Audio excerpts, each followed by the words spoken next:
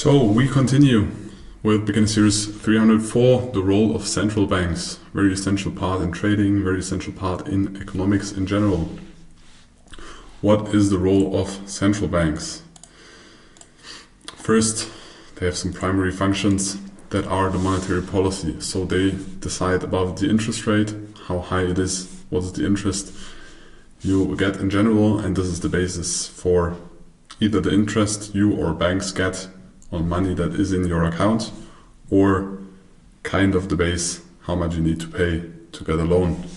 But the loan often is even higher because there are some parties or companies or banks in between the central bank and you as an individual. The same is for interest. Most of the time the interest you get is lower. They try to have an influence on the economy, or on the economy that it is growing stable, because otherwise there is the likelihood of an economy acting like a meme coin, so it goes boom and bust, and the central bank tries to impact that so it's less volatile. So it tries to control the inflation, because most economists worldwide think that an inflation of around about 2% is healthy for our economy, so they try to control the inflation. How high is the inflation? This depends on how much money is in the system, or how much services and goods are created, or how much is the economy growing, and they try to influence this so the inflation is in a range of 1 to most likely 4%. But as we all know, sometimes during COVID or during wars or during social disputes or economic difficult situations, inflation of course can be higher, but there are also cases where inflation is lower. So they try to protect the purchasing power of the fiat or the stability of the currency, sometimes good and sometimes maybe shit, depending on the country you live in and depending on the people that decide about this. They also have employment goals, so they balance or try to balance. Of course, they want to reduce the jobless people, but in some scenarios, for example, we'll dive deeper into that in the following slides. When you have inflation and you want to tackle this inflation and want inflation to be reduced, you need some kind of rise in employment. I will explain you later why, but they also try to implement or handle the employment rate in economies. Key tools for that are just the interest rate. So you see how high is the interest rate of different central banks. So this has an influence on borrowing, spending, and investment. They are buying or selling government bonds. So central banks can decide to buy government bonds. When they buy government bonds, a government has more money to spend for infrastructure or in general to stimulate the economy. So this can have positive or a negative impact, for example, if they sell government bonds.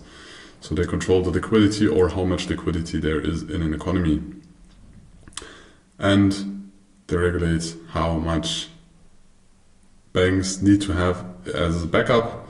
So also this all has an impact on how much money is in the market, which is a very important key figure to know and to analyze or implement into your analysis. The key influences on market cycles are lowering interest rates can cause market rallies, because if there's more liquidity, there's more likelihood that people try or companies have riskier behavior, so they are interested in risking more, or the economy is growing, they hire more employees, they pre-produce stuff that are maybe gonna sell at a later point. So if there's more liquidity, most of the market's ready, so stocks go up. Stocks only go up? No, of course not. But when the liquidity is very low and there's a lot of capital flowing into the economy long term, as the prices will rise, also because a lot of time there's going to be inflation following as well.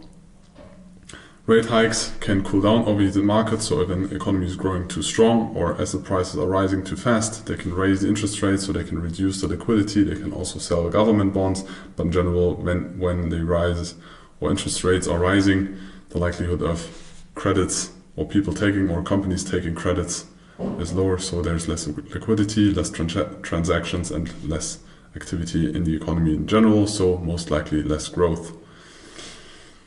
There is quantitative easing and quantitative tightening.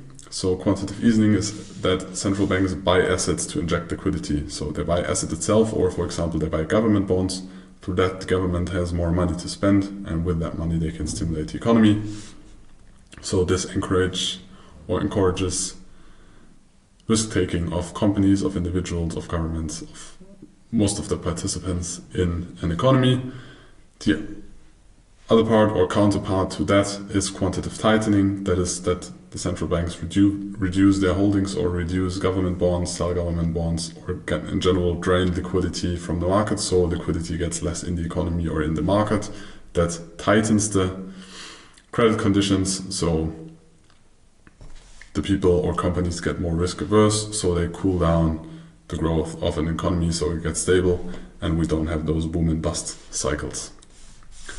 Furthermore, what are the impact for you as a trader? You need to understand the central bank policy and what the impact of central bank policy decisions have on markets. You see, when there is a central bank decision, it doesn't matter in which economy or country, it has a very big impact on the currency, on the assets of the country, on the real estate of the country. It has on the bonds of the country. It doesn't matter if corporate bonds or government bonds. It has a very big influence, and you need to check this for the assets you trade and how they react to those signals. And it's not as easy as central banks rise interest rates and then you sell something, or the other way around. It is always more complex, and you need to put things in perspective.